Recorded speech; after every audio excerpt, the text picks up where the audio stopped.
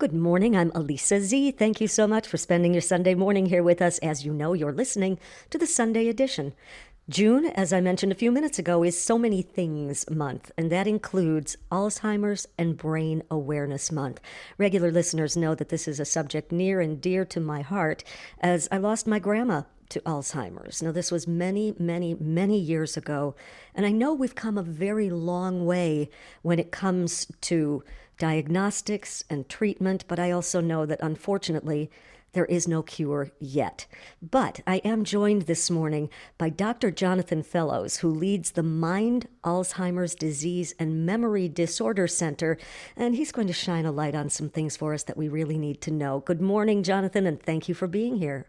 Thank you so much. How long have you been in this field, and what made you want to become a neurologist? Oh my goodness, this field. So this will be my 25th year after residency practicing neurology.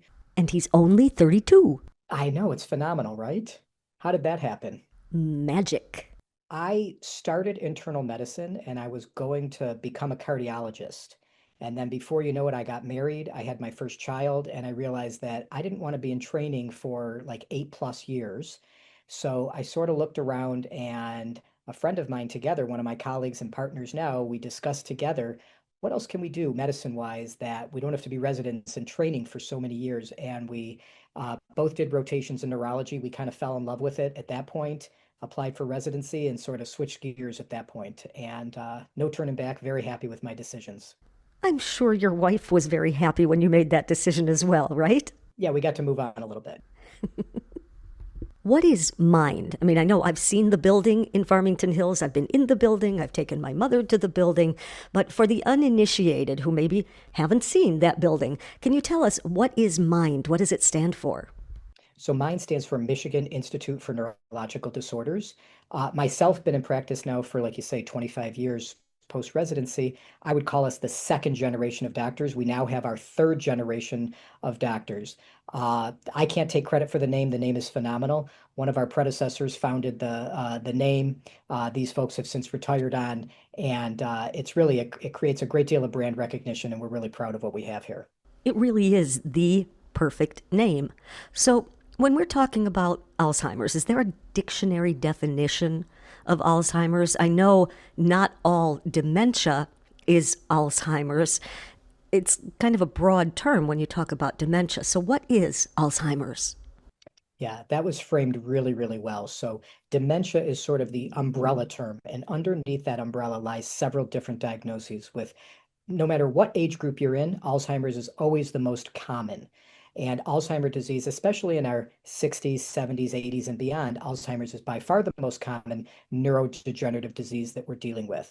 Alzheimer's disease is a progressive cognitive decline in different spheres. It could be language, it could be memory, but one of the hallmark features of Alzheimer's disease is really difficulty with what's called praxis.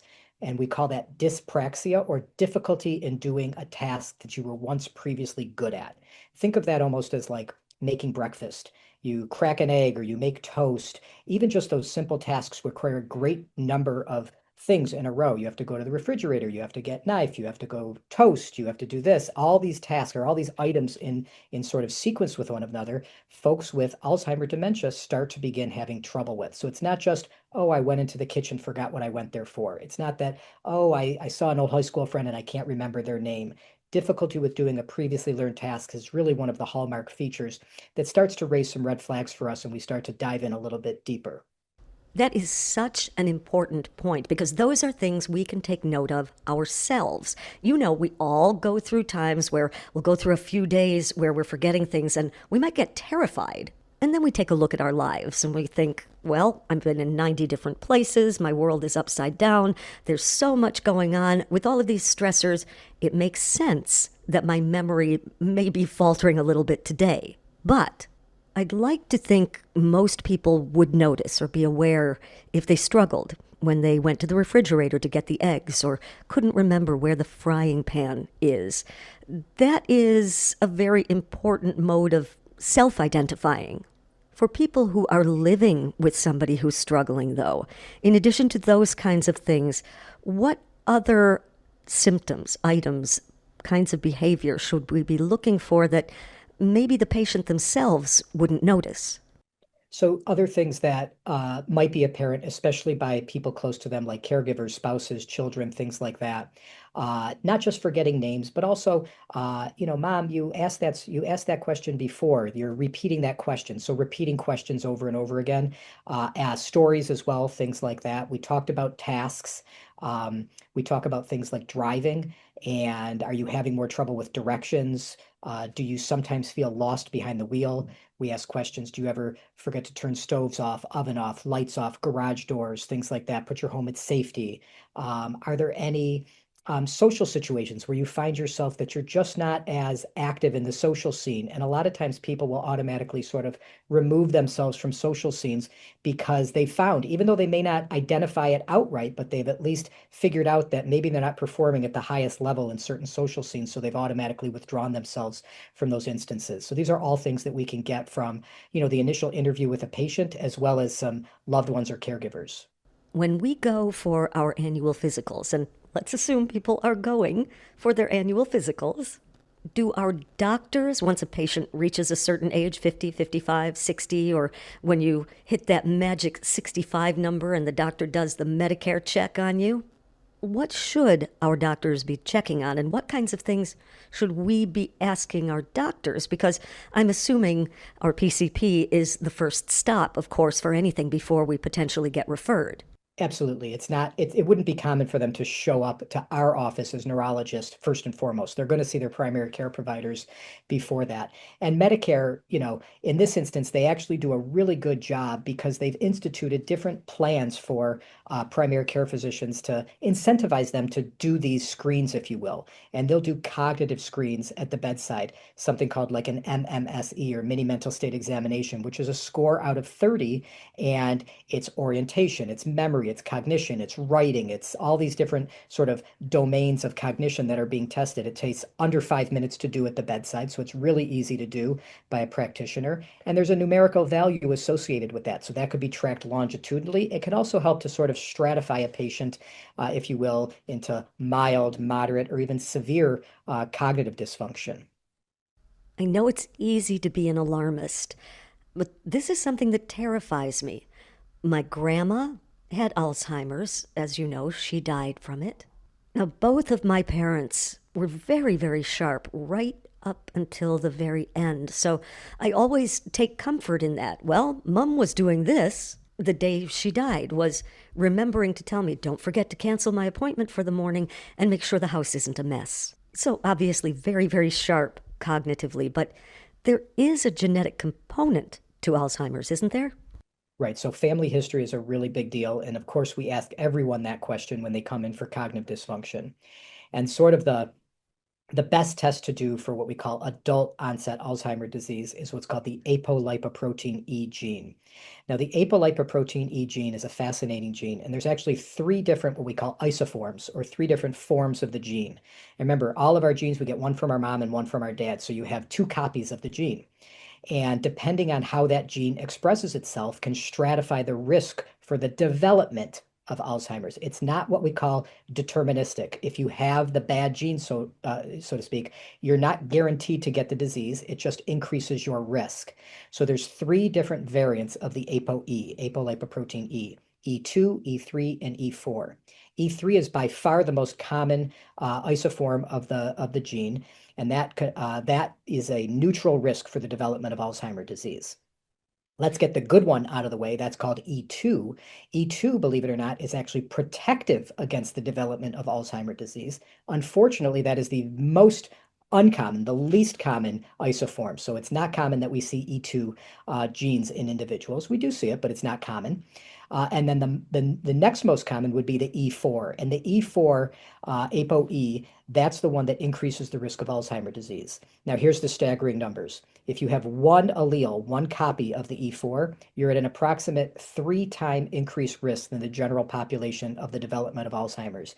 If you have two copies, which is about 15% of the population, if you have two copies of E4, you're at anywhere between a 10 and a 30 times. So we say about a 20x, 20-time increased risk for the development of Alzheimer's disease. That's a staggering number. 15% of the population falls into that category. Yes. That's huge, which is why we see 55 million people globally are living with this. Highly prevalent disease. Yes, highly prevalent.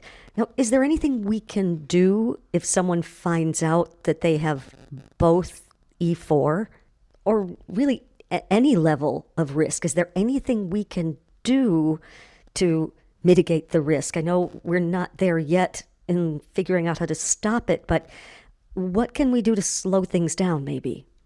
So there's a lot of things that we can do, and there's a lot of data and a lot of trials out there that show all sorts of things we can be doing on the front end in terms of preventing the onset, or if we're diagnosed with dementia, slowing the progression. So both of those things, prevent onset and slow progression. These would be things like looking at our sleep. Are we getting good enough sleep? Is our sleep disturbed for whatever reason? And do we need to see a sleep doctor? Is there sleep apnea? Are there factors in the bedroom that are preventing you from sleeping well? Are you using devices? Is there blue light? Are you eating too late at night? Whatever it may be. So sleep is super important.